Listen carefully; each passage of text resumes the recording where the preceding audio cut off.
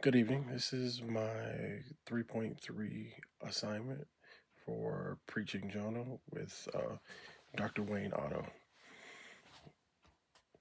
One of the most important questions I asked while studying Jonah 1 4 through 9 was this: what does Jonah's sleep during the storm reveal about his spiritual numbness? I chose this question because the storm was violent, chaotic, and life threatening. Yet Jonah was still asleep. That contrast tells us that this passage isn't just about a storm. It's about the condition of the prophet's heart. And this matters because many believers today aren't openly running from God. We're just quietly disengaged from him. So I'll ask these series of questions. What does Jonah's sleep during the storm reveal about his spiritual numbness? The answer: Jonah's sleep reveals a heart that's grown numb through disobedience. This isn't a physical rest, this is a spiritual shutdown, if anything. While God is hurling a storm, Jonah goes down below deck and shuts everything out. That's what a lot.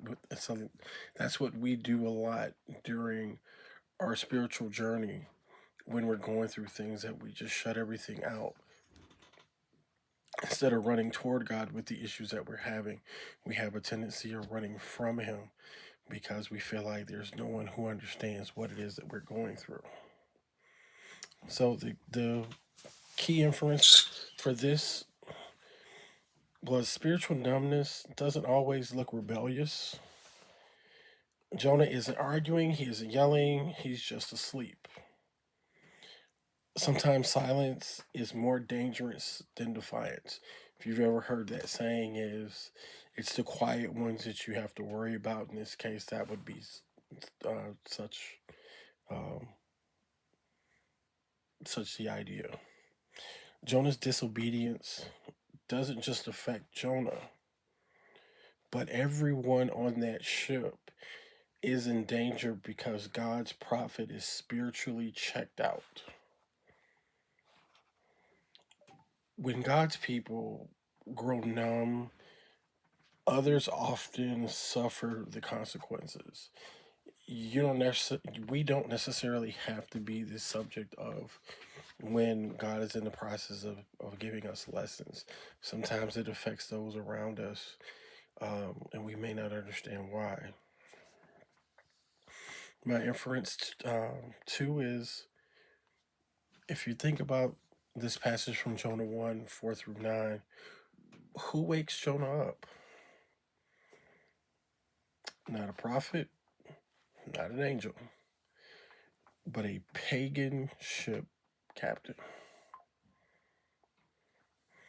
God will use unexpected voices to confront his servants when we stop listening. So God will use someone who you will least expect. And it doesn't have to be someone who's close to you, it could be someone from the outside to get your attention. This passage isn't just about Jonah, it's about us. Many of us say the right things about God while living disconnected from what he's calling us to do. I know, for I could use myself as an example, is I spent many a time running from what it is that I'm supposed to do. And when I finally sat down and listened, I had to be put in a position to where I had no one to rely on but God. We're not running, we're resting. We're not rejecting, we're ignoring. Sometimes God sends storms not to punish us, but to wake us up. If we listen, the storm becomes mercy. If we resist, the storm grows louder. So the more you run, the more God has to do different things to get your attention. So the question remains is this: What might I be as where might I be asleep while God is clearly at work? When we allow the Holy Spirit to add his voice to ours, he will always lead us back to obedience. Thank you.